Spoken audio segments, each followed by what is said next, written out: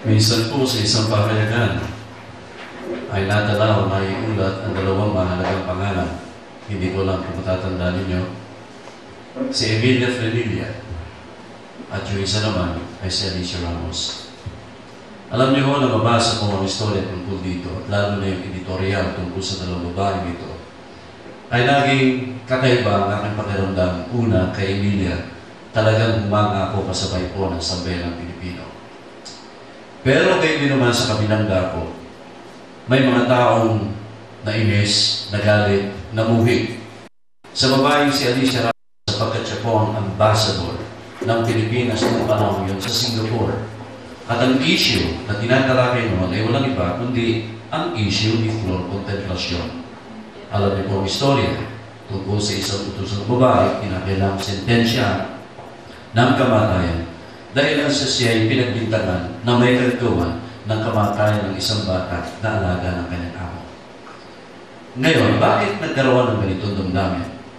Kasi po si Emilia Frenilla ay nakipaglaban sa kabila ng lahat na ang babae si Flor Contemplacion ay hindi niya kaibigan, ni hindi niya po kamag-anak.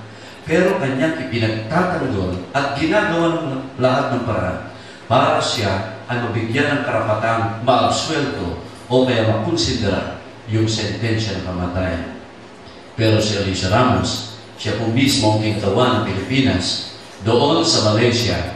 Ang ginagawa ng panahon yun, kung kailan kailangan tulungan si Flor Contemplacion, ay mag-entertain ng mga galing sa Malaysia na naghahanap po ng mga exotic na orchids dito sa Pilipinas. Grabe. Hindi masama na mag-entertain. Hindi rin mali ang ipagmalaki ang ating magagandang bulaklak dito sa Pilipinas. Pero yung panahon na kinakailangan ang suporta, kinakailangan ng simpatsya, kailangan ng pagmamahal at pagtulong sa isang kababayan na sa malayong lugar at ngayon ay humaharap sa kamatayan, yun po ang malaking problema. Kaya ko po ito binanggit sapagkat ngayon ay Semana Santa.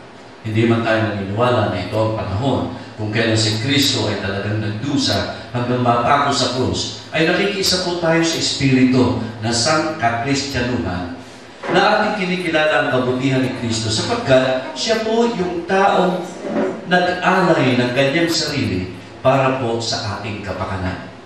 Anong ibig sabihin? Ito pong si Emilia Frenilla, siya po'y pumasok sa problema ng may problema. Siya ay nagdala at nagbata ng hirap, ng meron may hirap. At si Kristo ay siyang tumanggap ng ating mga latay. Si Kristo ang nagbuwis ng buhay para tubusin tayo sa ating pagkakasala. Kaya nga po, kapag binuksan ninyo ang isang bahagi sa sulat ni San Pablo sa Galacia, makikita ninyo kung bakit kinakailangan isulat ito sa isang kakaibang kaparaanan. Okay? Nakikiusap ako kung meron po kayong copy ng Biblia, hawakan po ninyo, no? Galatians chapter 6, verses 11 to 18. Ito po ang last section ng Galacia. Sulat ni San Pablo sa mga Kristiyano sa Galacia. Meron pong kakaibang nangyari dito at nais kong inyong pansinin. At pag ito ay inyong napansin, alamin natin anong mga dahilan. Bakit ganito ang ginawa ni Pablo? Okay, tingnan po natin. Basahin natin. Verse 11. Tingnan ninyo kung gano'ng kalaking mga titik ang isinulat ko sa inyo ng aking sariling kamay. Bibilisan ko po yung mga sumunod na talata.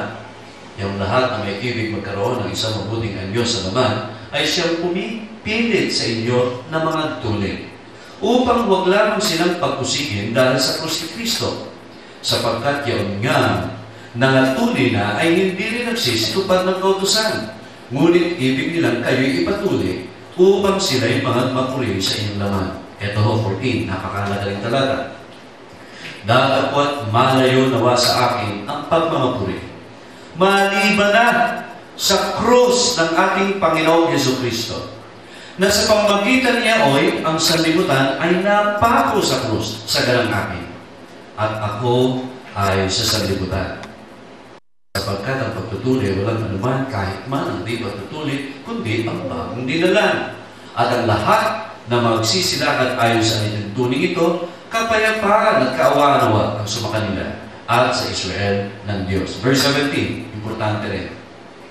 Buhat ngayon, sino man ay huwag bumagabag sa akin, sapagkat dala kong nakalimbag sa aking katawan ang mga tanda ni Jesus. Kaya mga kapatid, ang biyaya ng ating Panginoon sa Kristo sa inyo, nawang Espiritu siya naman. Okay, ilang chapters po ang Book of Galatians? 6. Yung binasa ko po, last part, katapusang bahagi. Usually, si Pablo po ay merong secretary. Ang tawag po niya ay amanuensis.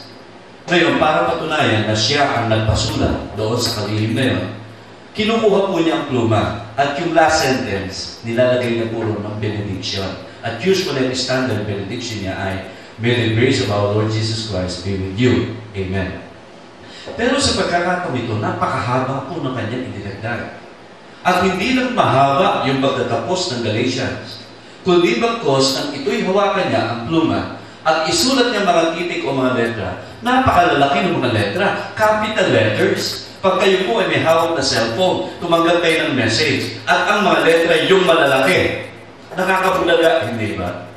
Parang mabigat yung dating, parang domineering, parang merong otoridad, parang ito'y importante at ini-impose sa inyo. Masarap magbasa ng text na may small letters eh. Akin nga, yung cellphone ko may problema eh.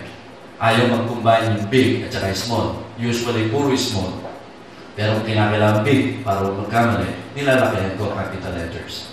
Pero ito mga minamahal si San Pablo, lahat po nilakihan niya. Sabi ng iba, siguro dahil may diferensya mata niya, medyo malabo na. Yun yung tinatawag na tinik sa laman, thorn in the flesh. Pero meron paliwanag dito, kung yun ay talagang dahil sa malabo na ang mata niya, bakit napakahaba?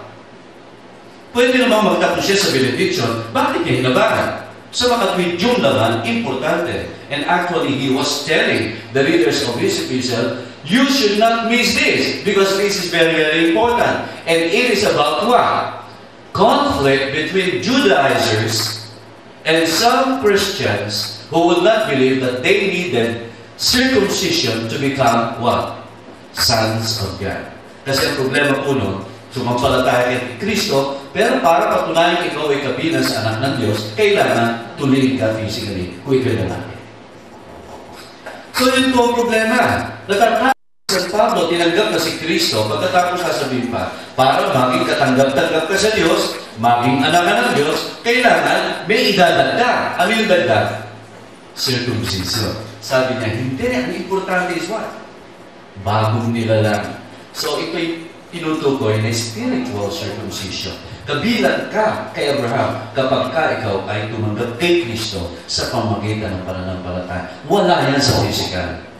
So ngayon, yung mga Judaizers nagmamalaki sa kanilang physical circumcision. Pero ang sabi ni Pablo, ako hindi ako magmamalaki yan. Pwede ako magmalaki. Tulirin siya. Nandun yan sa 2 Corinthians chapter 4, binanggit niya. Doon sa Filipos, sinabi niya na siya po ay merong mga bagay na pwedeng pagmalaki. Pero mga minamahal mga kapatid, ang wika niya, hindi siya magmamalaki sa bagay niyo. Saan siya magmamalaki? Sa krus ni Kristo. Wala nang iba. Datapot malayo nawa sa akin ang pagmamapuri. Maliban na saan? Maliban na sa krus ng ating Panginoong Hesukristo. Na sa pamagitan niyo ay ang sanlibutan na ako sa krus sa galang akin at ako ay sa sanlibutan. So ang tanong natin, bakit kaya ganoon si San Pablo?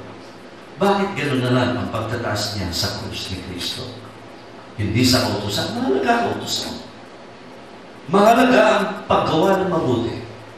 Pero ang kanya pong ipinagyayabang, ang kanyang niluluwalhati, ang binibigay niya ng katanyagan at karangalan, walang iba